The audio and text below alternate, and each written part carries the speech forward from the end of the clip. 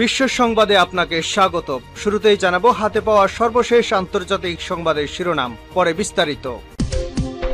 Israel ফিলিস্তিন পুরোদমে যুদ্ধ চলছে, আর এই যুদ্ধের সর্বশেষ আন্তর্জাতিক গুরুত্বপূর্ণ আপডেট সংবাদ জানিয়ে দিব। আল্লাহর রহমতে ইসরায়েল বিলুপ্ত হয়ে যাবে, বললেন ইরানের সর্বোচ্চ নেতা। এরপর জানাবো আরব বিশ্বকে ইসরায়েলের বিরুদ্ধে অবস্থান জোরদারের আহ্বান জানালেন ইরানের সর্বোচ্চ নেতা।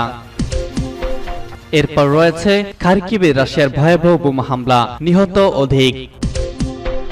আরো জানিয়ে দিব ব্রিটিশ লক্ষ্যবস্তুতে হামলার হুমকি রাশিয়ার, যে ভয়ঙ্কর হুঁশিয়ারি দিলেন মারিয়া জাখারোভা। আল্লাহর রহমতে ইসরায়েল বিলুপ্ত হয়ে যাবে, বললেন ইরানের সর্বোচ্চ নেতা। পার্স টুডে হামাসের রাজনৈতিক কার্যালয়ের প্রধান ইসমাইল হানিয়া এবং তার সাথে থাকা প্রতিনিধি দল গতকাল ইরানের সর্বোচ্চ নেতার সাথে সাক্ষাৎ করেছেন। সাক্ষাতে তারা ইসলামী বিপ্লব আয়াতুল্লাহ খামেনি এবং ইরানের সরকার ও জাতির প্রতি শোক ও সমবেদনা জানান। বৈঠকে ইসলামী বিপ্লবের নেতাও ফিলিস্তিনি জাতিকে, বিশেষ করে গাজার জনগণ এবং জনাব হানিয়ার সন্তানদের শহীদ হওয়ার ঘটনায় তাকে অভিনন্দন ও সমবেদনা জানান। তার পাশাপাশি হামাসের রাজনৈতিক কার্যালয়ের প্রধানের স্বজন হারানোর বেদনায় ধৈর্যের প্রশংসা করেন। সমগ্র বিশ্বে বিস্ময় সৃষ্টিকারী গাজায় জনগণের অসাধারণ প্রতিরোধের প্রসঙ্গ উল্লেখ করে আয়াতুল্লাহ খামেনি বলেন, কেউ কি কখনো ভেবেছিল যে একদিন আমেরিকার বিশ্ববিদ্যালয়গুলোতে ফিলিস্তিনের পক্ষে স্লোগান উঠবে এবং ফিলিস্তিনের পতাকা উড়ানো হবে? তিনি জোর দিয়ে বলেন, ভবিষ্যতেও ফিলিস্তিনি ক্ষেত্রে এমন ঘটনা ঘটতে পারে যা এখন অবিশ্বাস্য মনে হবে। ইসলামী বিপ্লবীর নেতা হযরত মুসা আলাইহিস সালামের মায়ের প্রতি আল্লাহ দেওয়া দুটি প্রতিশ্রুতি পূরণের বিষয়ে কোরআনের আয়াতের কথা উল্লেখ করে আরো বলেন, এখন ফিলিস্তিনি জনগণের ব্যাপারে আল্লাহর প্রথম প্রতিশ্রুতি পূর্ণ হয়েছে, সেটা হলো গাজার জনগণের বিজয়। সেখানে আমেরিকা, ন্যাটো, ইংল্যান্ড এবং আরো কয়েকটি দেশের সমন্বয়ে গঠিত বড় এবং শক্তিশালী একটি গ্রুপ গাজার ছোট একটি গ্রুপের কাছে পরাস্ত হয়েছে। একইভাবে দ্বিতীয় প্রতিশ্রুতিও বাস্তবায়িত হতে পারে, সেটা হলো ইহুদিবাদী ইসরায়েলের পতন। আল্লাহর রহমতে যেদিন নদী থেকে সাগর পর্যন্ত ফিলিস্তিন গঠিত হবে, সেদিন ওই প্রতিশ্রুতিও বাস্তবায়িত হবে। আয়াতুল্লাহ খামেনি আরো বলেন, জনাব মুকবের, যিনি সংবিধান অনুযায়ী দেশের নির্বাহী দায়িত্বভার পেলেন, তিনি ফিলিস্তিনি ব্যাপারে ইরানের শহীদ প্রেসিডেন্ট রাইসির নীতি আদর্শ অভিন্ন চেতনায় অব্যাহত রাখবেন।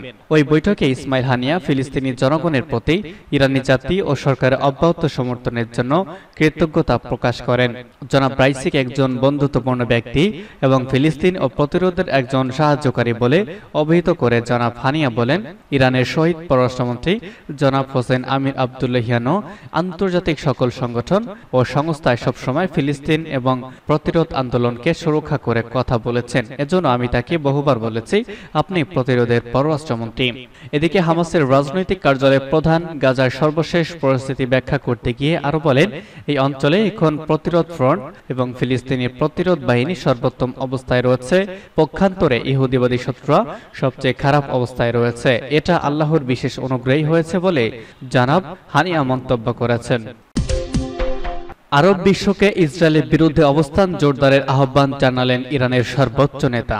ইসলামী প্রজাতন্ত্র ইরানের সর্বোচ্চ নেতা আয়াতুল্লাহিল উজমা খামেনি গতকাল প্রেসিডেন্ট সৈয়দ ইব্রাহিম রাইসি ও তার সফরসঙ্গীদের শাহাদাতে সমবেদনা প্রকাশ করায় তিউনিসিয়ার প্রেসিডেন্ট কায়েস সাইদকে ধন্যবাদ জানিয়ে বলেছেন, প্রেসিডেন্ট ও তার সফরসঙ্গীদের হারানোর ঘটনাটি অত্যন্ত কঠিন, কিন্তু ইসলামী প্রজাতন্ত্র প্রতিষ্ঠার পর থেকেই সবসময় দেখেছে আল্লাহর রহমতে এবং জনগণের ধৈর্য ও অধ্যবসায়ের আলোকে তিক্ত ঘটনাগুলো উন্নয়ন ও অগ্রগতির উৎস হয়ে উঠেছে।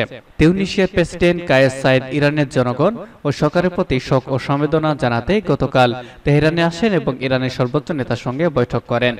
শহীদ প্রেসিডেন্ট রাইসির তিউনিস সফরের কারণে ইরান ও তিউনিসিয়ার মধ্যে সম্পর্ক নতুন যুগের সূচনা হয়েছে, একথা উল্লেখ করে সর্বোচ্চ নেতা বলেন, তিউনিসিয়ার শীর্ষস্থানে কায়েস সাইদের মতো একজন বিজ্ঞ শিক্ষাবিদের উপস্থিতিটাই দেশটির জন্য একটা সুযোগ, যাতে দীর্ঘদিনের স্বৈরশাসন এবং ইসলামী বিশ্বের সাথে বিচ্ছিন্নতার পর দেশটিকে নতুনভাবে সুপরিচিত করতে পারে।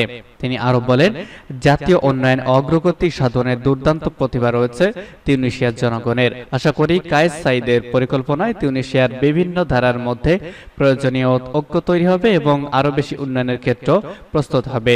আয়াতুল্লাহ খামেনি বলেন, আরব বিশ্বে দখলদার ইসরায়েলের বিরুদ্ধে অবস্থান শক্তিশালী করা উচিত, কারণ দুর্ভাগ্যজনকভাবে আরব বিশ্বে এই ধরনের বিষয়গুলোকে গুরুত্ব দেওয়া হয় না এবং আমরা বিশ্বাস করি সাফল্যের একমাত্র উপায় হলো প্রতিরোধ ও দৃঢ়তা। ইরান ও তিউনিসিয়ার মধ্যে বর্তমান সহমর্মিতাকে কার্যক্ষেত্রে সহযোগিতা পরিণত করার আহ্বান জানান ইরানের সর্বোচ্চ নেতা। খার্কিবে রাশিয়ার বোমা হামলা, 4 জন নিহত। ইউক্রেনের দ্বিতীয় বৃহত্তম শহর খার্কিবে সরাসরি হামলা করেছে রুশ বাহিনী। ইউরো নিউজ তাদের এক প্রতিবেদনে জানিয়েছে, রাশিয়ানরা খার্কিব শহরে 2টি গ্লাইডার বোমা দিয়ে হামলা চালিয়েছে। সংবাদ মাধ্যমটি জানায়, হামলায় কমপক্ষে 12 জন আহত হয়েছে। শহরের উত্তরে একটি আবাসিক এলাকায় একটি বোমা বিস্ফোরিত হয়, এতে 11 জন আহত হয়, আবাসিক ভবন ক্ষতিগ্রস্ত হয় এবং একটি কার ওয়াশ ক্যাফে সম্পূর্ণ ধ্বংস হয়ে যায়। এছাড়া শহরের পশ্চিমে আরেক হামলায় এক নারী গুরুতর আহত হয়। এদিকে সংবাদ মাধ্যম আল জাজিরা অঞ্চলটির আঞ্চলিক গভর্নর ওলেগ সিনেকুবভকে বরাত দিয়ে জানিয়েছে, এই হামলায় 4 জন নিহত হয়েছেন। এর 2 দিন আগে খার্কিবের সীমানায় একটি ব্যস্ত রিসোর্টে রাশিয়া হামলা চালালে 11 জন নিহত হয়। ওই সময় ওই অঞ্চলের কয়েকটি গ্রামে হামলা চালায় রুশ বাহিনী। সে সময় 9,907 জনকে ওই অঞ্চল থেকে সরিয়ে নেয়ার কথা জানিয়েছিল সিনেকুগভ। চলতি মাসের মাঝামাঝি ইউক্রেনের দ্বিতীয় বৃহত্তম শহর খার্কিব থেকে 74 কিলোমিটার উত্তর দক্ষিণ পূর্বাঞ্চলীয় সীমান্ত শহর ভোভসানস্কে ঢুকে পড়ার দাবি করেছে রুশ বাহিনী। সীমান্ত এলাকায় আকস্মিক হামলা চালিয়ে 9টি গ্রাম দখল করে নিয়েছে তারা। সেই সময় রাশিয়ার টানা আক্রমণের মুখে ইউক্রেনের প্রেসিডেন্ট ভলোদিমির জেলেনস্কি খার্কিব সফর শুরু করেছেন। সেই সফরে তার বাহিনী রাশিয়ার অগ্রযাত্রা আংশিকভাবে রুখে দিয়েছে বলেও দাবি করেছেন তিনি। ব্রিটিশ লক্ষ্যবস্তুতে হামলার হুমকি রাশিয়ার। রাশিয়ার পররাষ্ট্র মন্ত্রণালয়ের মুখপাত্র মারিয়া জাখারোভা বলেছেন, রুশ ভূখণ্ডে হামলা চালাতে ইউক্রেন যদি ব্রিটিশ অস্ত্র ব্যবহার করে তাহলে মস্কো ব্রিটিশ লক্ষ্যবস্তুতে হামলা চালাবে। জাখারোভা সাংবাদিকদের বলেন, এমন পরিস্থিতিতে ব্রিটিশ অস্ত্র দিয়ে রাশিয়ার ভূমিতে হামলা হলে ইউক্রেনের ভূখণ্ড এবং এর সীমান্তের বাইরে ব্রিটিশ লক্ষ্যবস্তুতে আঘাত হানার কথা বিবেচনা করবে রাশিয়া। চলতি মাসের শুরুতে ব্রিটিশ পররাষ্ট্রমন্ত্রী ডেভিড ক্যামেরন রাশিয়ার অভ্যন্তরে লক্ষ্যবস্তুতে আঘাত হানার জন্য লন্ডনে সরবরাহ করা অস্ত্র ব্যবহারের অধিকার ইউক্রেনের রয়েছে বলে মন্তব্য করেন। ক্যামেরনের মন্তব্যে মস্কো হুঁশিয়ারি দিয়েছিল। মারিয়া জাখারোভা সেই হুঁশিয়ারির পুনরাবৃত্তি করেছেন। রাশিয়া ব্রিটিশ পররাষ্ট্রমন্ত্রীর এই মন্তব্যে ক্ষুব্ধ প্রতিক্রিয়া ব্যক্ত করে। এর জেরে সম্প্রতি কৌশলগত পারমাণবিক ক্ষেপণাস্ত্র উৎক্ষেপণের মহড়া শুরু করেছে মস্কো। এদিকে রুশ বাহিনী প্রথমবারের মতো পারমাণবিক মহড়া শুরু করেছে। এই মহড়ায় রয়েছে অকৌশলগত পারমাণবিক অস্ত্র প্রস্তুত ও ব্যবহারের ব্যবহারিক প্রশিক্ষণ। মঙ্গলবার দেশটির প্রতিরক্ষা মন্ত্রণালয় জানায়, প্রেসিডেন্ট ভ্লাদিমির পুতিন এ মাসের শুরুতে এই মহড়ার নির্দেশ দেন। মস্কো এগুলোকে রাশিয়ার জন্য নিরাপত্তা হুমকির সঙ্গে যুক্ত করেছে। পশ্চিমা কর্মকর্তারা পুতিনের পারমাণবিক হুমকিকে যুদ্ধাংদেহী বিবৃতি বলে অভিহিত করেছেন। কৌশলগত বা অকৌশলগত পারমাণবিক অস্ত্রগুলি পুরো শত্রু শহর নিশ্চিহ্ন করার জন্য নকশা করা, কিন্তু কৌশলগত অস্ত্রের চেয়ে অকৌশলগত অস্ত্র কম শক্তিশালী। তবুও এগুলোর বিশাল ধ্বংসাত্মক সম্ভাবনা রয়েছে।